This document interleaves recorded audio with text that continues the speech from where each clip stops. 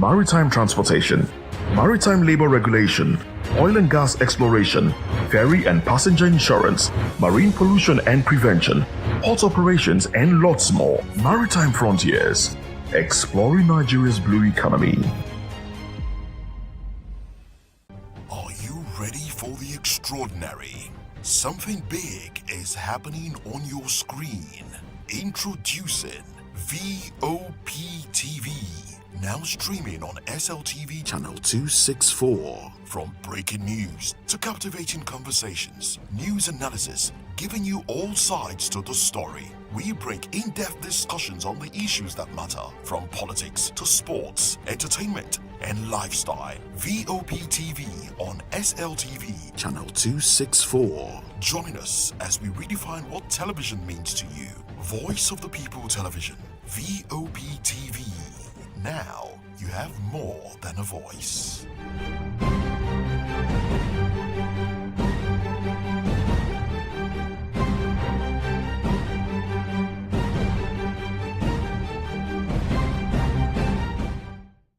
Welcome to the locker room, the home of football talk that matters.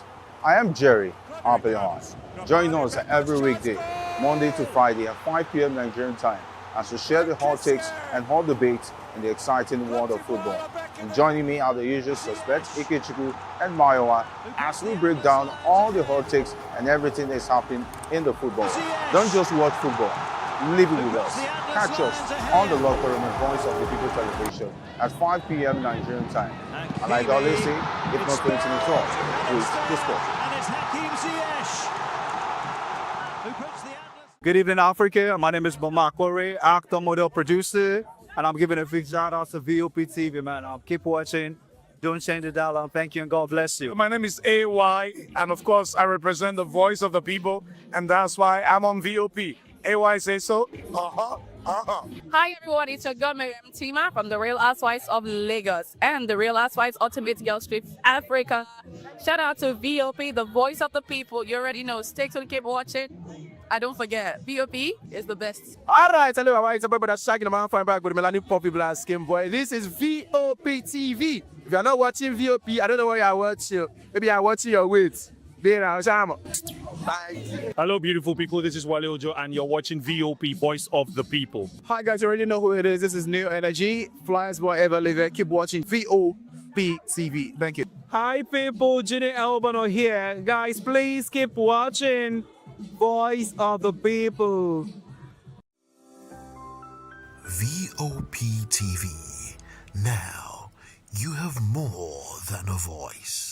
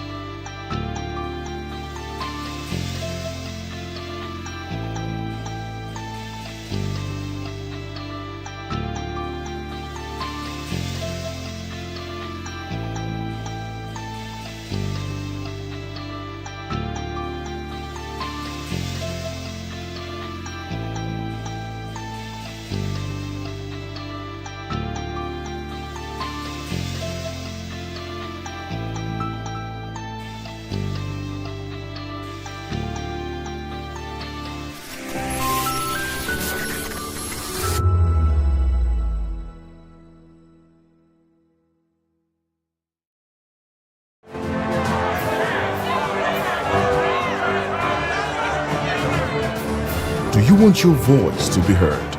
Do you know that you matter in the scheme of things?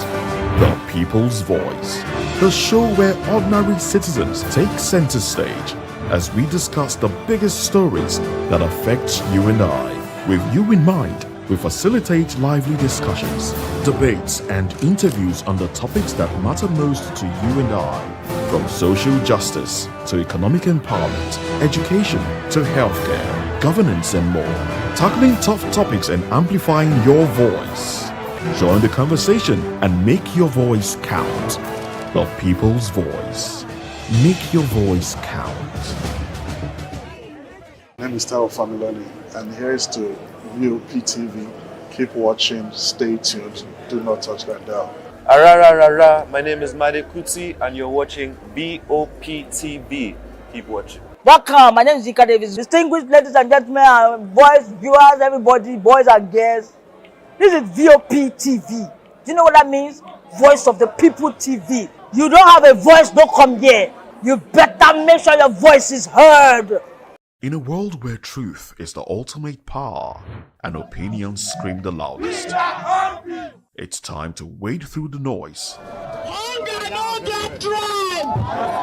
Hunger no get religion. And scan the human interest and trending topics that matter. Stay tuned to The Issues, your plug to the stories making the buzz, from politics to science and technology, social justice, and more. Let's tackle the tough questions and expose the truth. The Issues on Voice of the People Television, Mondays to Fridays, 8 to 9 p.m. The Issues. Don't just react, understand.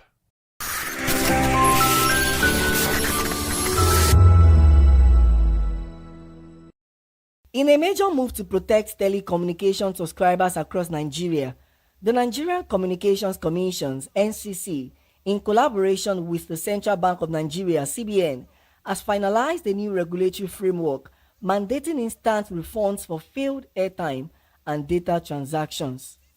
According to a statement signed by the NCC's Head of Public Affairs, Nena Ukoa, the framework is the outcome of several months of intensive engagement involving the NCC, the CBN, the mobile network operators, value-added service providers, deposit money banks, and other key stakeholders. Under the new framework, any subscriber who is debited but fails to receive airtime or data, whether the failures occur at the bank level or with an NCC licensed operator, is entitled to a refund within 30 seconds. However, in cases where a transaction is still pending, the refund may take up to 24 hours. As reactions continue to trail these developments, Voice of the People TV got the opinion of Nigerians on what this new policy truly means for the people.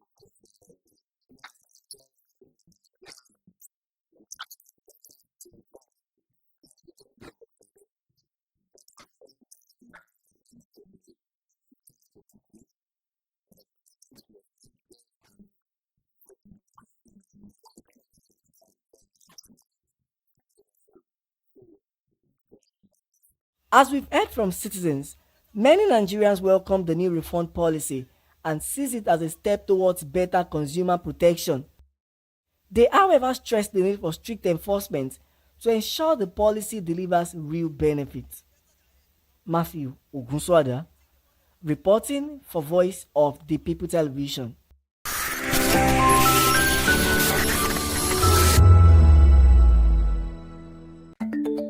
Africa is on the move, a continent of rising voices, untold stories, and powerful transformations. From the streets of Lagos to the heart of Nairobi, from the mines of Congo to the tech labs of Cape Town, the African story is being written every day. Bold, dynamic, unstoppable. This is African News on Voice of the People Television. We don't just bring you the news.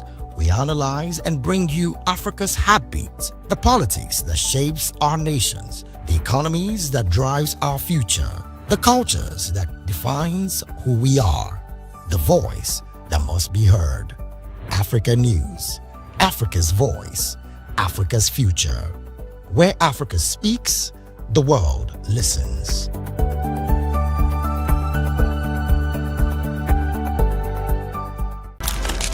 In a world where power shifts with every headline. In a nation full of questions. In a world filled with noise, the truth needs a voice. The policies that shapes our world and the economy that determines our future. Every hour, every day, the grapevine keeps buzzing. And together, we are committed to telling the stories that shape our world, because your voice is our focus. Don't forget, our voice matters the most. Let us come together and share our concerns.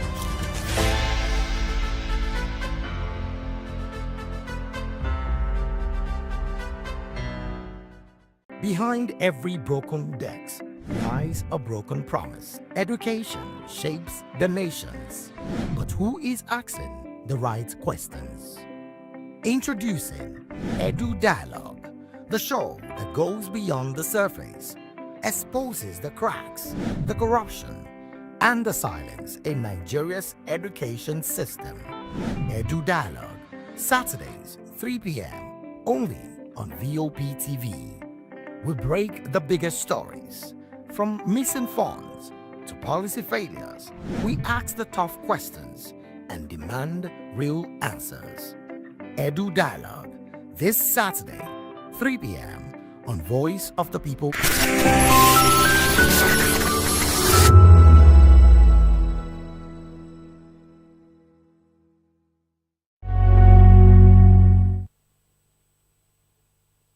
All right, welcome on board. Of course, it is People's Voice on VOP TV, where seasons start to shape the narrative. And today we're dissecting two major stories that are dominating the headline and sparking conversation across the nation. Kaduna Church abduction reports spark confusion. And sincerely, we just have to talk about this particular conversation because it's about the people. And where we're getting different information, as regards to the numbers of people that were adopted is quite a worrisome conversation here. And of course, all eyes on Kano State. Kano Governor meets Tinubu amid diversion talks. Okay, I think this particular one is a very serious one for Kwankwasia's group and, of course, Kwankwaso himself. Join the conversation with experts inside the season perspective. Share your thoughts with us. I am Savior Udo. Let's look into other news stories with details. Outrage over Katsina plan to release 70 bandits. A prominent socio-political organization have expressed outrage over the Katsina state government planning to release about 70 bandits as part of a peace deal with armed groups. The groups described the move as reckless and danger to national security, calling the federal government to halt this action. Of course, and away from that particular one, Nigerians must get value for tax, CNS leader tells federal government. The spiritual head of the Cherubim and Seraphim Agboje's conference worldwide, Samuel Akintobi, has urged the federal government to ensure that revenues from the new tax system are managed transparently and used for the benefit of ordinary Nigerians. Akintobi made the call during a church annual general conference, and of course, he cited this particular conversation because the previous tax, or all of the taxes we've been paying, of course, we've been asking, what do you do with the taxpayers' money? And that's the reason why he's actually coming up to say, if you are to take tax, if you are to bring up your new tax, bill or tax laws and all of that now, we want to actually see it reflect in the life of the common man. That's all we're saying here. Okay, let's move to the CBN's conversation now. Nigeria's economy shows sign of stabilization. CBN projects 4.49% growth. Okay, is this particular one just a projection, or is this real enough? The CBN has actually made this assertion, and of course has forecast a stronger economic growth and lower inflation for the 2026, driven by key structural and monetary reform. According to the CBN macroeconomic outlook, the country's GDP is expected to grow by 4.49% in 2026, while inflation is projected to moderate to an average of 12.94%. External reserves are also expected to rise to $51.4 billion. All right, and a quick one to Sokoto's conversation, and which I will be relating to that of Lagos. Sokoto market fire, governor pledges a stronger emergency response. Sokoto state government has actually promised to improve emergency response after a fire ravaged the old market in Sokoto. Governor Ahmed Alihu commended the firemen and traders for containing the fire and pledged to support those affected. The incident destroyed 50 shops and goods worth hundreds of millions with no life loss. The government has actually promised to strengthen disaster response in major commercial centers. And of course, that particular one is what I want to relate with what happened yesterday, at Apapa, somewhere around the Tinkan area, where a particular truck, fell, and the diesel was actually, spilling over from the bridge down. And we had so many people coming to scoop that particular, diesel.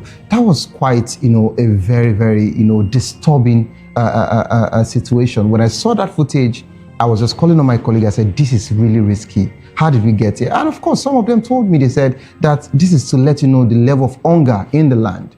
But if the government actually has, a quick, response unit as regards to emergency response unit, where whatsoever it is that, happens in the states, they get there on time, I think they will be able to actually, send people off from there. And of course, we expect police to always be available at all time in almost all their, their regions. And, when they say they are a divisional police, they should actually go all out, not coming out to say you are doing a stop and search for just, the commuters. You should actually move around, because for such situation, at least that particular situation lasted up to an hour, that people were actually scooping diesel, and there was no sign of any government official there. So we just want our government, our governors, to really do better, in this new year and moving forward. When it comes to anything emergency in the country, be it fire outbreak, be it accident, whatsoever it is, we just want them to actually, put so many structures in place. Everything shouldn't just be about elections. That's all we're saying here. All right, and away from that particular one, ADC obedient collaboration to unseat APC in 2027, says Oyegun, a chief attain of the African Democratic Congress. Chief John Odiage Oyegun has expressed confidence that the collaboration between the party and obedient movement will dislodge the All Progressive Congress from power in 2027. Oyegun made this statement during the mass defection of obedient movement members, of course, into the ADC in Edo State. The development comes weeks after former Labour Party presidential candidate Peter Obi formally joined the ADC. And let's come to Lagos quarters again. Lagos governor charges councillors to drive grassroots development. Lagos State Governor Babajide Sanwo-Olu has urged councillors to perform their oversight function and promote grassroots governance. Sanwo-Olu emphasized that local government is where citizens form their strongest impression of governance, leadership, and democracy. He encouraged councillors to see their tenure in terms of lives touched and legacy left behind. The governor's charge came during an onboarding and retreat program for councillors in Lagos State. And of course, we're all aware that it's getting close to that particular time of the year again, where we have unprepared, heavy, downpour. Yesterday, it was quite sunny here. When I got home, everywhere was actually, soaked as regards to the area. Flooding has actually started again, and this particular one took off from Ebutemeta as a resident actually appealed for drainage construction.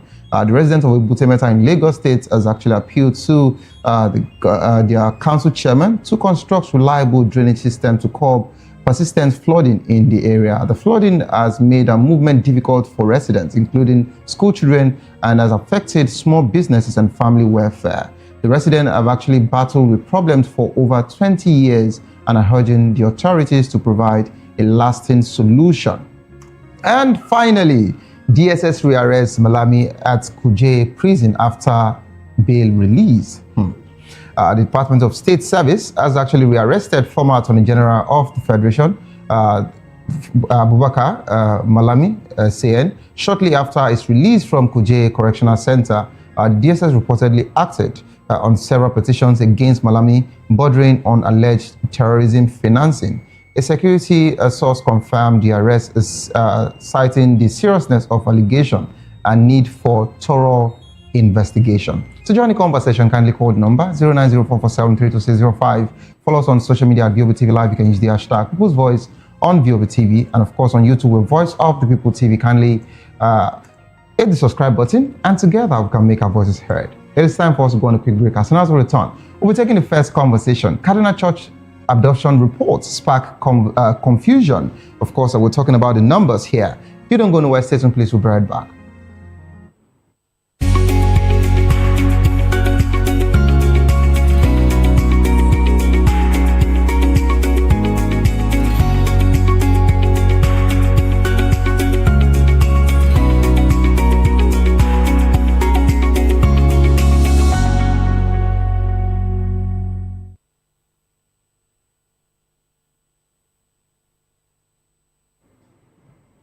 Welcome back to the program at Still People's Voice on Voice of People Television.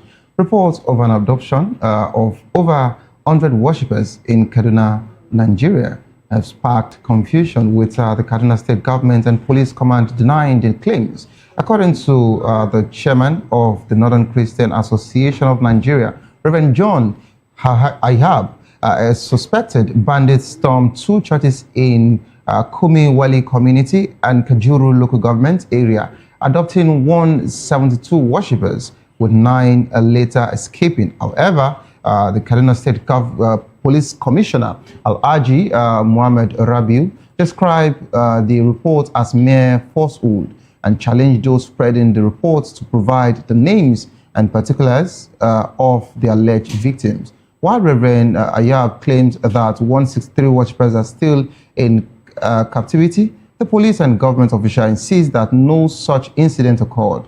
The chairman of Kajuru local government area, Dauda Madaki, has also denied the report, saying investigations shows no evidence of an attack.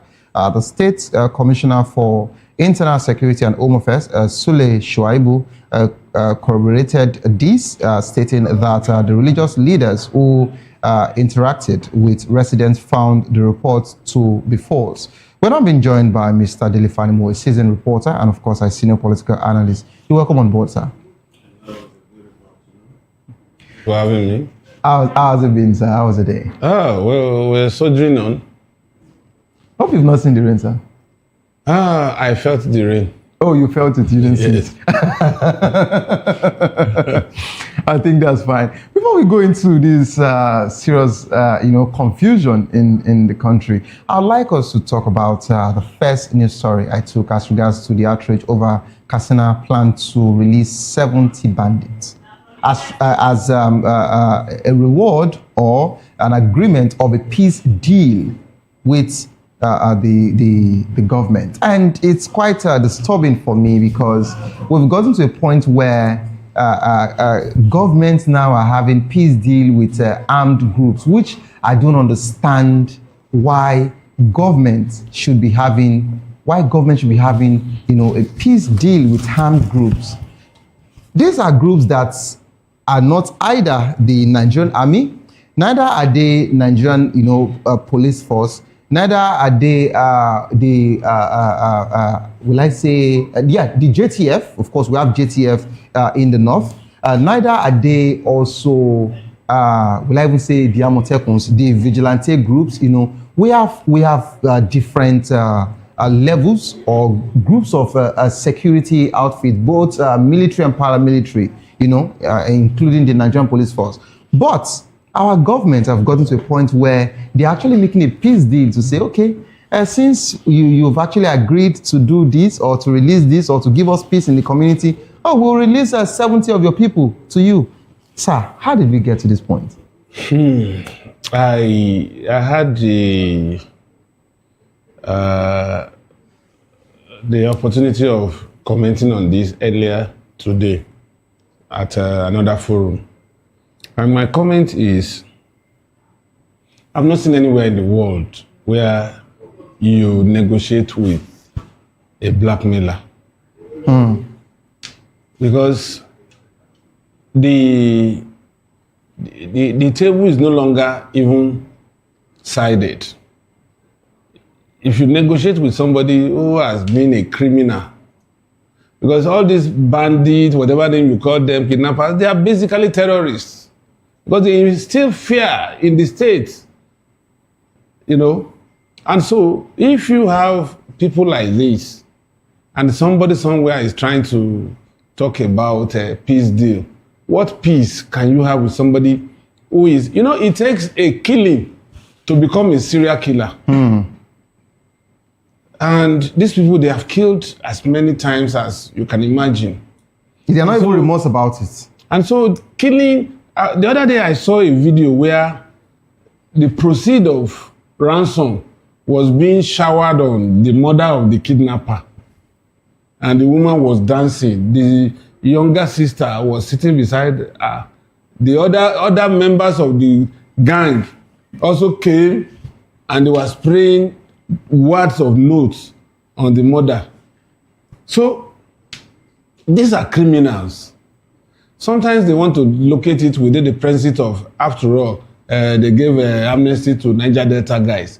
For God's sake, anybody that is saying that must be suffering from mental ill health to begin to locate the modus operandi of terrorists as against these Niger Delta guys, that they felt changed by the state, and for good reason. When they were kidnapping to make a statement to tell the expatriates. They kidnap mostly expatriates. Expatriates, yes. That was what they were known leave for. Our country. Leave our country. Leave our community. And the moment you pack your rig, they release their victim. Yes. Without collecting a dime. But these guys, these so-called bandits that are called terrorists, they have made themselves lord of the manu in their areas of operation. The most painful part now, they even take the ransom. They still kill some of the... That's what I'm saying. And then you now acquiesce to their demand and say you are releasing 70 of them that are already in captivity.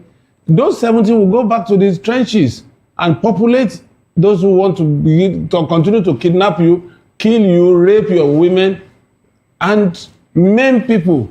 So the best thing is government should take action, route these people. If these 70 in captivity have been profiled and there is a prima facie case against them, let them face the law. And when they are convicted, they shouldn't put them in the jail that they are familiar with. If they are from one part of the country, they should move them down to the other part of the country where they will now infiltrate the prisoners and then indoctrinate them to join their force. So this is the only way. The only way is the hard way. And that hard way is, if you find them operating, exterminate them. If you catch them through intel, let them face the law. And this idea, you see, that is why these people are enjoying all this, is because there is a willing collaboration between the community, the government, and politicians to shield them from justice. And you see, I have seen at close quarters some of these people. They are so lily-livered. The only thing that is sustaining them is because they know that they have godfathers who are their supporters, who are giving them support. supplying arms to them, giving them financial support, and shielding them from justice. If you open up the space and whoever is caught, look, there was an example of this thing that wanted to happen in the southwest, sometimes about 3 years ago, when Makinde was in his first term. They said militant arm of OPC, and they were flexing muscles. They want to create a Yoruba nation. And the next thing, they went stupidly. They went to Agodi government house on a Saturday when the speaker was not on seat, house members were not on seat, the governor was not in the office, the whole place was deserted, and they came with their ragtag, gun wielding army and said they wanted to come and overthrow government. Is that how to overthrow government? They rounded them up. Today, they are still in Agodi prison because the community will not condone such. If we had condoned them, by now they would have metamorphosed to something dangerous to the southwest. Seriously. So when you see some of these people festering, it has the willing collaboration of the community and even the elite. Let me try and link something here as regards to this conversation. I saw in the news that the Nigerian Army gave a report that all through 2025 that there was no pipeline vandalism in the Niger Delta, which can actually give the new Niger Delta militants that just got amnesty, more soft landing to show that instead for them to actually destroy the government properties or what have you, they also protected it. But that being said, the same issue that we're talking about, a government, having a peace deal and wanting to release about 70... That's not a peace deal. It's a way of capitulating. So they called it, And I remember also, sometime last year, around October or thereabout, we had reports from the Nigerian Army. The infantries were actually, crying out that why are they reintegrating these bandits into their midst in the name of, they are now repented. And that's the reason why whenever they go out for anything, they don't succeed as regards to that particular operation. Before they get there, someone has actually informed them. And this thing is still one of the biggest problems we have in this country. Yet the governments don't see reasons why they should take these people off.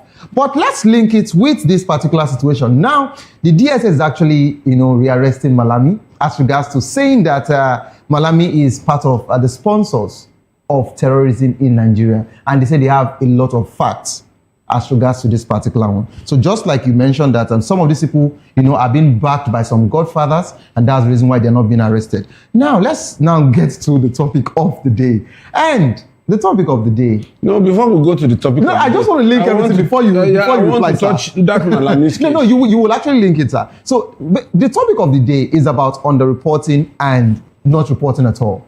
We've had several cases where we have an insecurity situation or the bandits strike here or they adopt here and they don't even report it. As at the time that we had the issue of the Kwara State ongoing, something actually happened at Nasarawa. Nobody reported it in any TV station. But today, the government is actually saying, the Nigerian police is actually saying that why people saying it is 175 or 163, there was nothing like adoption. So I want to react to all of this particular situation. Now, you see, let me start with the underreporting of incidents. You see, journalists are not everywhere. They are not magicians. We rely solely on what to give us. And that will be the lead for us to go further to investigate. Now, most of these places are soft target area. Communities that are far flung from modernity. Communities that are far flung from the city center. So sometimes issues happen there and journalists don't get to know. Most journalists, they reside in the urban center. They rely on information from the hinterland that they will now do a follow-up, either going through the official quarters to ask the state police public relation officer, or the CP, or the area commander, and in some cases, you go to the army brigade. You ask questions from the army public relation officer and all that. But You see, there are a lot of rumors too. People fly kites, politicians. At this time, you see, the pattern is always the same. When it's close to election, a lot of propaganda, a lot of misinformation, a lot of fact misrepresentation would always fly around. So do you also think, sir, that this particular session did not happen? I am not, you see, unless there is every proven indicators to show that this actually happened. But I've seen in some cases where there is this red herring from politicians and those who want to use it for maximum mileage. Don't forget that Christian Association of Nigeria actually, came out to make Do you know what they wrote yesterday? They said Christian Association of Nigeria owned up to that kidnap incident. How can own up to a kidnap in a church?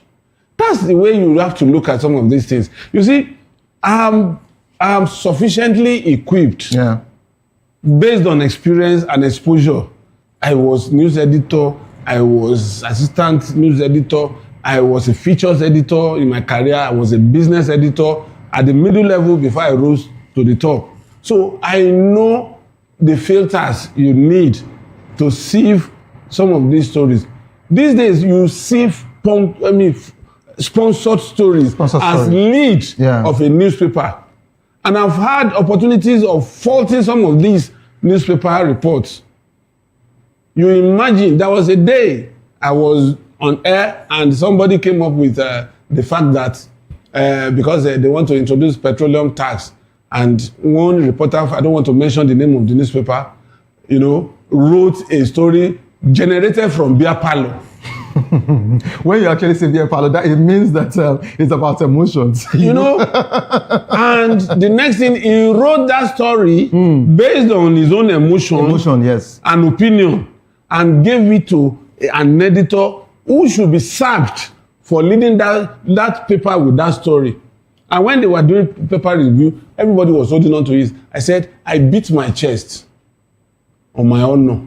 That story is fake. And it's not going to happen.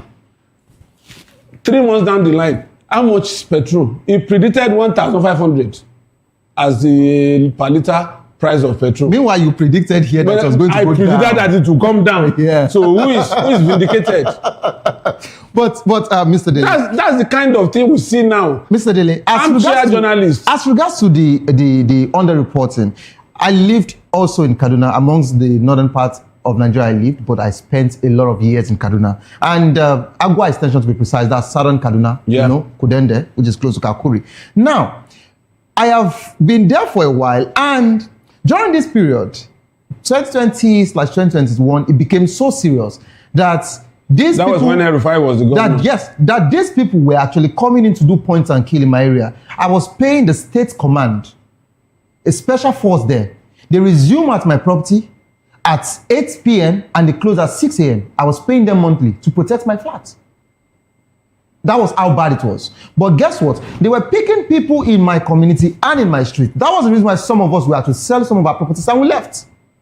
Now, are you aware that some of these incidents, it doesn't get to the papers the next morning? The question is...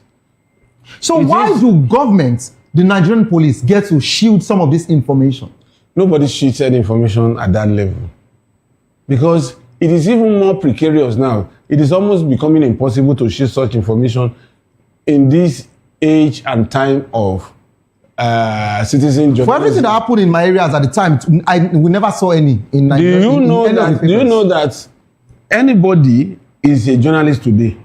Once you have Android in your hands and you are able to capture scene and then you report, it becomes breaking news. Mr. Fanimo, you cannot even pick up your phone when that particular situation is happening. No, I'm not saying you should take a recording of the incident. I'm telling you what we experience. I'm not saying you should take recording as it is happening. Okay. What I'm telling you is they will leave certain things in their trail after maybe they killed, and the body will not be retrieved immediately after they had left. And then you can take photograph of people mourning. And then if there is any part of the building that was destroyed, you can take photograph. And if you are not brave enough to take photograph, you can make a report inside the confines of your room and say, we have seen a lot of that. Even our television stations are even encouraging it. they give you hotline where you can report incidents. That's enough. NTA has it. And see, Mr. Fadimo, the truth remains that no matter how you want to make some of this distress, call, You're not saying making calls. Yes. Now, even if you make some of these reports, we got to a particular point, and this is the reason why I actually decided to talk about this topic. We got to a point where the Akimi is like a ballet in Lagos, Yeah. The Akimi would call for the other council heads and tell them not to raise some of these conversations so that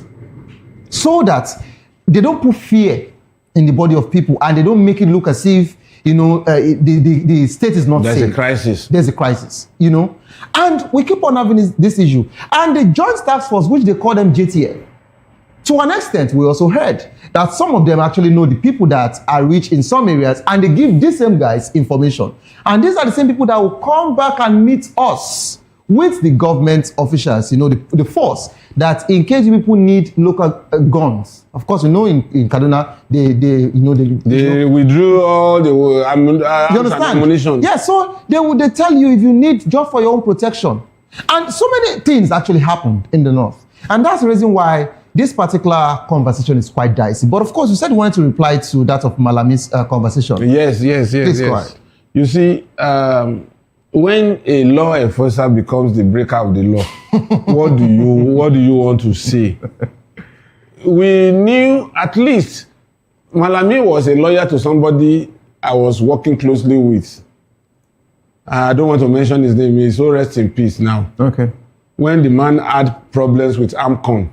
So Malami was not in the league of the best of lawyers in Nigeria. He was not in the league of the likes of Afebe Babalola, the likes of Olanipekun, the likes of Zekome, the likes of this man, Yusuf Ali. Don't you think they are senior colleagues? It's not a matter of being senior colleagues. Fagbemi will likely be on the age bracket with Salah and Adegboyega, who became son under Afebe Babala's chamber. All of them will be contemporaries, and we was not part of this league. Even as Lateef Fagbemi is as Attorney General today, he cannot lay claim to a fraction of what was allegedly seized from Malami. How can a 29-year-old person be saddled with such a humongous wealth? Which means somebody must have been the financier of that boy. Which job did he do since he came to this world? Even if you are doing Yahoo, you can't have that kind of money. You understand? At least Oshpopi was about 30 years old when they caught him with all those things. Yeah. So the question you ask yourself is, if such humongous wealth, ill-gotten wealth, is allegedly located around the chief law enforcer, Attorney General of the Federation, then we should allow somebody like Emefiele to go scot-free. After all, Emefiele might claim that he doesn't know what he's doing because he's not a lawyer.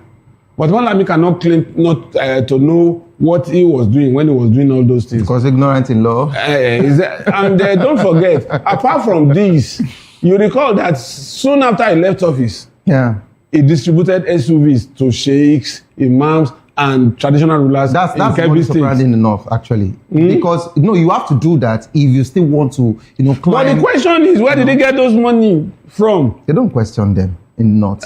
No, I'm not. You see, I understand the culture of the north. I have worked around the north, and I know that even there's a culture in the north that people here don't know. If you send somebody on errand, you don't bother to ask for the balance when he comes back. No, why? They introduced it into the military. My father was once a paymaster, so I understand all of this. Now, you see, it's a very sad development. It's not something that we should toy with. If 212 billion is what these people are looking for, and they are allegedly locating it around a chief law officer of the state who is supposed to prosecute people doing such thing. I mean, it's like the whole judiciary, the whole legal system had been crushed by that attitude. Okay. And this is just a fraction of what this man, when you factor those money he has been spending, buying SUV, buying all that. His son, his wife, they are all linked to this particular one. You'll be surprised that what we are looking for at the end of the day may be well over 500 billion. And just because it was not the president who, it was not the vice president, just because it's Attorney General of the Federation. What if this man had been finance minister? Wow. What if this man had been CBN governor? Only God knows what would have happened to this country. The problem I have with this country is perhaps God should just take part of the humongous wealth that he has bestowed on Nigeria. Maybe we'll get serious, because all these monies, 80 billion here, 200 and something billion here, 1 trillion there, when you put them together, UK cannot absorb it for 6 months. That place will go under. Even the humongous corruption in this country, I doubt if America can sustain it the way we are sustaining it. But it's just that we have unlimited access to God-given resources, and we're abusing it. All right, let's because we're abusing it, that's why there's widespread poverty in this country. Let's take it through political route. I understand that Malami actually said he wants to become the next governor of Kebbi State. And if they don't stop him, he will become governor. And some people are actually saying this might be a witch hunt. But I want to give. No. We have to address that. No. You will, sir. No. I don't want to lose track. I'm angry. I don't want to lose track. Okay, please go ahead. These politicians or politically exposed people. Why is it that their mantra is "Why me"? Why me? Did you even steal it? If you stole it, it should be you. Why are you not running away from "Why me"? Before you came to that office, we have had several attorney generals. Why you? Why you? This morning, your son that is 29 years old, that is superintending over these properties, what was his pedigree? Where did he work? Even if he had worked in NNPC since he was born till 29, could he have amassed such wealth? And then, because somebody is trying to stop you to come and account for the country, you are saying because you want to contest as governor. Which governor? That person would practically be cutting the loot of that state to another country to save for 8 years. And he will not care if anybody is dying. But notwithstanding, in moving from that particular conversation to the next conversation, Oshomole actually made a assertion. He said that if you move to the APC, you are safe. And we can actually see that. Those things were probably, he never imagined this kind of things. Well, if he actually decides to come back to APC or to move to APC. This one is already exposed. He cannot do anything. He would have to face the music. Yahaya Bello was exposed, sir. But now the same he still has a day in court. The same EFCC said until court proves him guilty otherwise. That is it. So that means before, just like usually, whenever you are to talk about these issues, that means they don't also have the evidences. Because you made a particular assertion sometime last year. You said before the FBI, the CIA wants to arrest you. That means your case file has been closed. Your case file and that's why they will tell you, whatsoever you say you are advised to remain silent. You understand? Because whatever you say shall be used against you. But in a situation where our Nigerian, either the EFCC, ICPC, it is when they arrest the person, they just want to open the case. They want to start doing investigation, and that's the reason why we have disparities. That's the reason why sometimes. In fact, cases are won and lost at that level. Okay. Look, let me give you an example. Okay. The former governor. All right, sir. Was slammed with, I think, 113 or 131. I can't remember the exact number of a charge against him. And he went to court, and the court freed him. This same person traveled out of this country. He was trailed for money laundering. And he was arrested outside this country. And he was taken to UK. That person hired a Queen's Counsel, equivalent to our son. Yeah. And the Queen's Counsel advised that the longer you stay on this case, the longer your years of conviction. Because he has studied this case file, everything. Nobody was asking him when he was arrested that where did you keep this? Did you have a house? It's also place. They were showing him evidence. They already have that, you know, this is your house. This is the proxy. This is the proxy you use in buying this house. This is how you wire this money from Nigeria to this destination. So the thing was very clear, and immediately he pleaded guilty. And he served out his term. And when he came back, he came to a rousing welcome. Okay. Talking about our welcomes here, let's move to Kano State quarters now. You know, I don't know if the governor of Kano State would be welcome, just like you talked about welcome. Kano State Governor Abba Yusuf has actually met with President Bola Ahmed Tinubu at the Aso Rock presidential villa in Abuja amid speculations about his planned That's just window dressing. To the APC. The game has been concluded. You understand? No. So since you talked about the welcome, and of course our second conversation was about that particular welcome. But I want to ask you, what do you think about the move? One, and secondly, how would this particular one affect Kwankwaso? Are we about to see another river state in Kano State? And of course, you would agree with me that so many people are actually speculating that Kwankwaso does not hold waters the way he used to actually control the northern bloc. So I would like you to react to this as we, You see, when you look at ADC, you know that ADC is populated by serial losers, serial election losers. And there is an evolving litigation that is likely to come up. Yes, as regards to the ADC does not meet the requirements of the Electoral Act. But some people will be talking from their hearts, from emotion and sentiment. They are not looking at it now until that landmine begins to explode on their feet. Some actually say this is coming from the APC, Wherever is it coming from? Why did you allow it to come?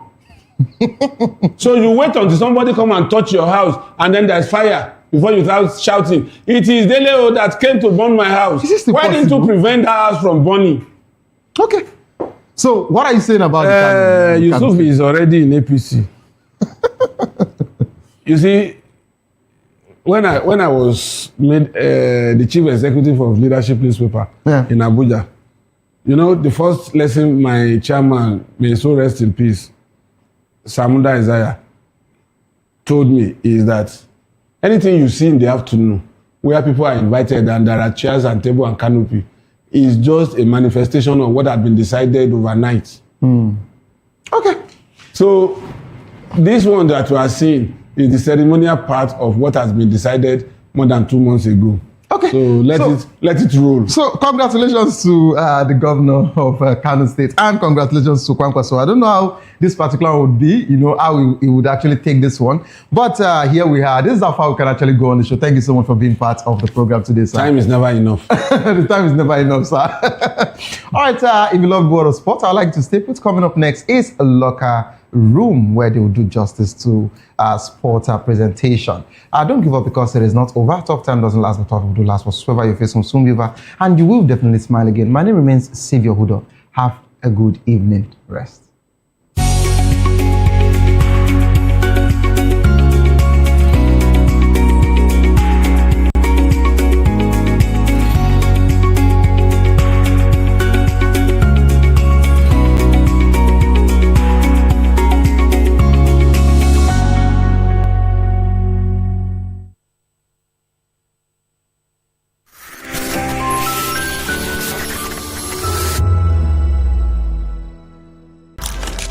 In a world where power shifts with every headline. In a nation full of questions.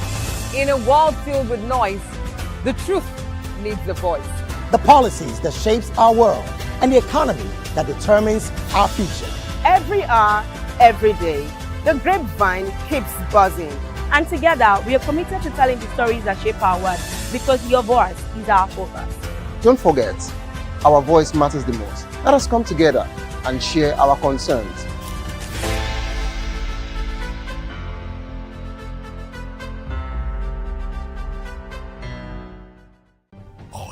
ready for the extraordinary?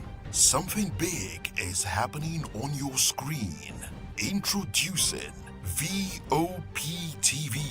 Now streaming on SLTV channel 264. From breaking news to captivating conversations, news analysis, giving you all sides to the story. We bring in-depth discussions on the issues that matter, from politics to sports, entertainment, and lifestyle. VOP TV on SLTV channel 264. Join us as we redefine what television means to you. Voice of the People Television, VOP TV. Now you have more than a voice.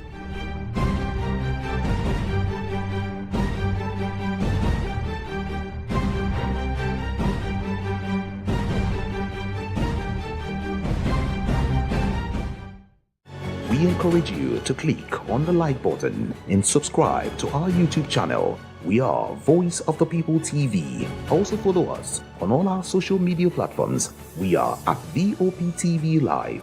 Visit our website www.vop.ng.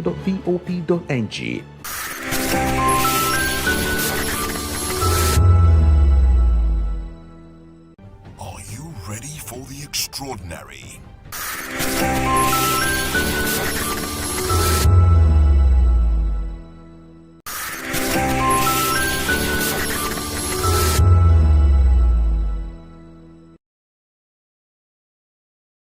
When you say, make Nigeria no happen to you, me sef go say, make you no happen to Nigeria. You dey bypass your light meter. You dey jump queue. Yet, you dey wait make Nigeria change for you. My brother, my sister, you sef change. Oh yeah. See that Naija pikin wey pack dirty wey block gutter wey dey cause flood. Abba, Naija pikin, make we dey care for our environment. Gen Z is no one work. Now quick cash them they find. Just like that, boys don't turn Pablo. And girls? Hablets. Wetin dey happen? We dey argue online, spread fake news with our full chest, divide ourselves on top religion, tribe, and politics matter. But we go dey shout, no unity for Naija. My brother, my sister, unity begins with you. Someone japa, nobody wants stay. But who go fix Naija if no be you? Omo, you go stay o. Naija dey wait for us same way we dey wait for Naija. That's why National Orientation Agency don bring this better ogbonge plan wey go change the game.